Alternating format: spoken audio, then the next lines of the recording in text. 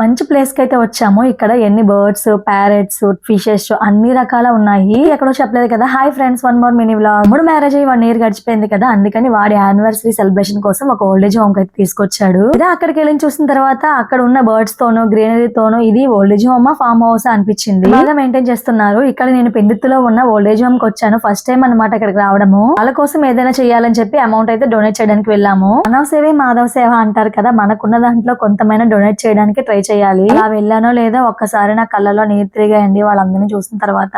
ఇంతమంది అనాథులుగా ఉన్నారా అనిపించింది. ఇల్లు కనిపించిన వాళ్ళు, కాళ్ళు పనిచేయని వాళ్ళు, మైండ్ పనిచేయని వాళ్ళు, ఒకటేంటంటే చాలా రకాల మంది ఉన్నారు. పిల్లల్ని పెంచి పెద్ద చేసిన తర్వాత వాళ్ళని అలా రోడ్డు పైన వదిలేస్తారో నాకు అర్థం అవ్వదు. వాళ్ళకి పుట్టిన పిల్లలు వాళ్ళు చూడకపోతే రేపు పొద్దున మనకి పుట్టిన పిల్లలు మనల్ని చూస్తారా అండి? అక్కడ ఒక్కొక్కరిని చూస్తుంటే నేను అసలు ఒక్క నిమిషం కూడా ఉండలేకపోయా. అలా డొనేట్ చేయడంతో మా తమ్ముడికి అక్కడ వాళ్ళు చిన్న మెమొరీగా ఒక గిఫ్ట్ అయితే ఇచ్చారు. ఇంకా అవి తీసుకొని ఇంటికి రెడీ అయిపోయి వీడియో నచ్చితే లైక్ చేయండి, సబ్స్క్రైబ్ చేసుకోండి.